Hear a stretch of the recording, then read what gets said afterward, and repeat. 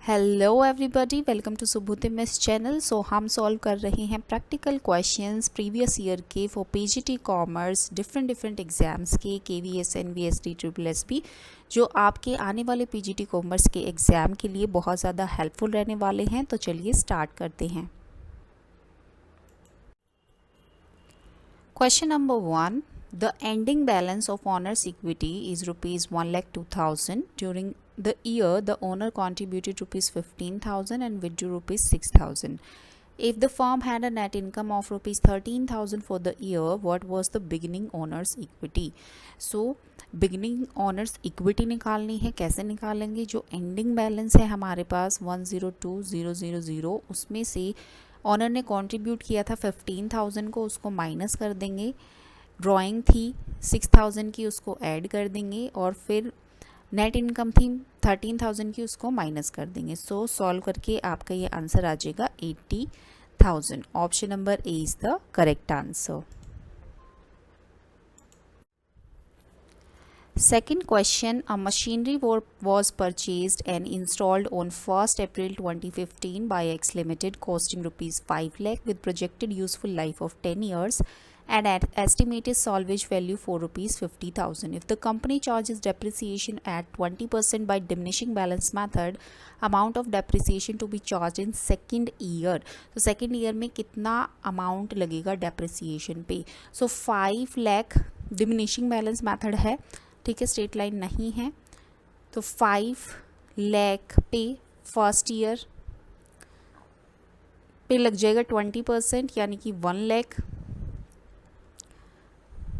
सो diminishing balance method है। Next year में जो बैलेंस बचेगा मशीनरी में वो बचेगा 4 लाख। तो सेकेंड ईयर में फिर से 20% लगाएंगे।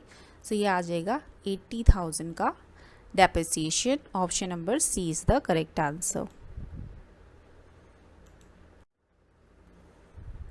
Question is, opening stock was rupees 29,000, closing stock was rupees 31,000, sales amounted to rupees 3 lakh, gross profit was 20% on cost.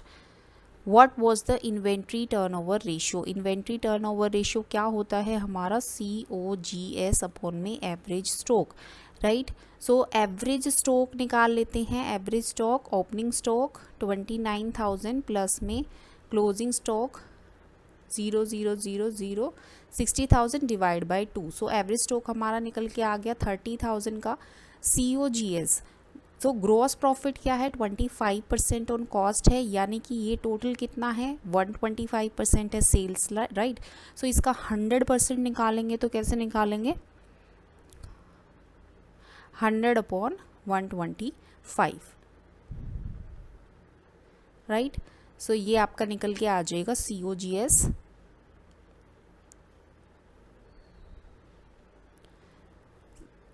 2,40,000। Okay, 3 lakh था ये इधर। 2,40,000 निकल के आ गया। सो यहाँ पे 2,40,000, 40 से 40 cancel, 3 8 24। So 8 times will be the inventory turnover ratio. Option number B. Question is, cash in hand 50,000, cash at bank 50,000, marketable securities दे रखी हैं 1,50,000 की, डिबेंचर डेटर्स दे रखे हैं 2,50,000 के, and current asset 2,50,000, then current liabilities 2,50,000। So आपको absolute liquid ratio निकालना है। सो एब्सोल्यूट लिक्विड रेशियो कैसे निकलता है? जब हम cash in hand and cash at bank में प्लस कर देते हैं मार्केटेबल सिक्योरिटीज़ और उसको डिवाइड कर देते हैं करंट लाइबिलिटीज़ से। सो कैश इन हैंड और कैश एंड बैंक मिला के टोटल कितना है? 1 लाख है, प्लस मार्केटेबल सिक्योरिटीज़ कितनी है? 1,50,000 है, और करंट लाइबिलिटीज़ कितनी है? 2,50,000 है, राइट। सो ये 2,50,000 न्यूमरेटर में आ गया, 2,50,000 डिनोमिनेटर में था, कैंसिल होके रेशियो आ गया 1:1। Option number C is the correct answer. Question is, machinery of the book value of rupees 15,000 was sold for rupees 15,000 and new machine was purchased for rupees 10,000 and cartage of rupees 250 was paid for machine. Compute the amount of capital expenditure. So capital expenditure का amount compute करना है। सो यहाँ पे एक machinery 15,000 की थी, वो 15,000 में बेच दी। सो एंड फिर एक मशीनरी परचेज की है 10,000 की। सो 10,000 का कैपिटल एक्सपेंडिचर हुआ, फिर उसके साथ जो कॉटेज पे किया गया 250 रुपीज़ का वो। तो टोटल आपका जो कैपिटल एक्सपेंडिचर हुआ है 10,250 रुपीज़ का। Option number D is the correct answer.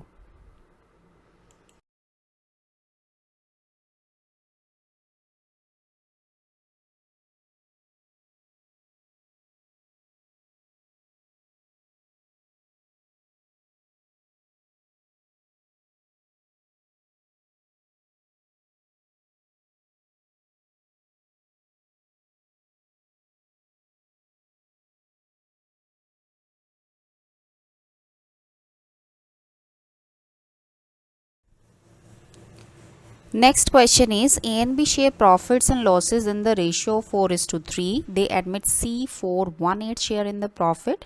The new profit sharing ratio of A, B and C will be. So C के पास कितना है 1/8 शेयर ऑफ प्रॉफिट है, तो बाकी बचा कितना 1 - 1/8 7/8 पार्ट है जो वो किसके पास है, ए और बी के पास है। सो ए और बी का जो रेशियो है वो कितना है 4:3। तो 4/7 7/8 से मल्टीप्लाई करेंगे इसको, ये कितना आ जाएगा 4/8, राइट। देन बी का शेयर कितना है 3/7 इंटू 7/8, 7 से 7 कैंसिल, 3/8 ये आ जाएगा। और सी का कितना था, सी का था 1/8। सो यहाँ पे आपका रेशियो निकल के आ गया 4:3:1। Option number A is the correct answer. Question is Phul Singh's capital on April 1st, 2021 was 90,000. Information regarding 2021 to 2022 is as under. Interest on drawing था 10,000, interest on capital 4,000, drawings 28,000, profit 30,000. Calculate the capital of Phul Singh as on 31st March 2022. So 90,000 में से interest on drawing minus कर देंगे, then interest on capital add कर देंगे 4,000, then drawings less कर देंगे 28,000, then profit add कर देंगे 30,000। सॉल्व करके आपका आंसर जो है वो आ जाएगा 86,000। Option number C is the correct answer.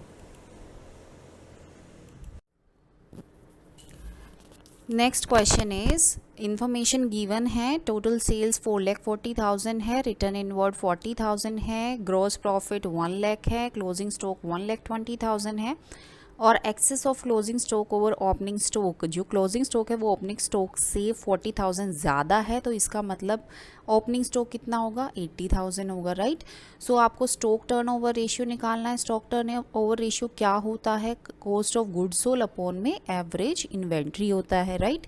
So average inventory कैसे निकलता है, ओपनिंग स्टॉक प्लस में closing stock divide by 2, right. Opening stock हमारा कितना है 80,000 और क्लोजिंग स्टॉक कितना है 1,20,000, तो ऐड करके कितना हो जाएगा 2 लाख हो जाएगा, राइट। तो एवरेज इन्वेंट्री हमारे पास कितनी आ गई 1 लाख की, ओके। सो अभी हमें क्या निकालना है, COGS निकालना है, कॉस्ट ऑफ गुड्स सोल्ड निकालना है। कॉस्ट ऑफ गुड्स सोल्ड कैसे निकालते हैं, नेट सेल्स माइनस में ग्रॉस प्रॉफिट। नेट सेल्स क्या हमें दे रखी है, नहीं दे रखी, निकालनी पड़ेगी। सो टोटल सेल्स कितनी है 4,40,000 और रिटर्न इन बोर्ड यानी कि सेल्स रिटर्न कितना है 40,000 का। सो माइनस कर देंगे टोटल सेल्स में से रिटर्न इन बोर्ड, सो हमारी नेट सेल्स निकल के आ जाएगी 4 लाख की, राइट। ग्रॉस प्रॉफिट कितना दे रखा है 1 लाख रुपीज़, तो हम यहाँ से COGS निकाल लेंगे। Net sales 4 lakh minus 1 lakh 3 lakh का COGS आ जाएगा, right. So in stock turnover ratio निकल के आ जाएगी 3 लाख अपॉन में 1 lakh 3 times, right. Option number C is the correct answer. Question is from the following information calculate cash flow from investing activities। Land at cost 31st मार्च 2021 को 20 लाख की cost है, 31st first month 2022 को 16 लाख की कॉस्ट दे रखी है इसकी, ठीक है। और land was sold as a profit of 3,20,000 के प्रॉफिट पे सेल की है। तो यहाँ पे cash flow from investing activities निकालना है, कितना इनफ्लो हुआ है, ठीक है। तो चलिए लैंड अकाउंट बना लेते हैं, राइट। ये हो गया debit side, this will be the credit side. तो ओपनिंग कितना है, ओपनिंग बैलेंस 20 लाख हो गया, राइट। क्लोजिंग बैलेंस दे रखा है 16 लाख का, ओके। प्रॉफिट कितना हुआ है सेल पे वो भी दे रखा है 3,20,000 का, राइट। सो ये टोटल हो गया 23,20,000 में से अगर हम 16 लाख माइनस कर देंगे तो यहाँ पे जो बैलेंसिंग फिगर आएगी वो आ जाएगी कि कितने में हमने सेल की है लैंड की, राइट। तो बैंक अकाउंट करके बैलेंसिंग फिगर जो आ जाएगी वो आ जाएगी 7,20,000, okay. So option number A, inflow of 7,20,000 is the answer.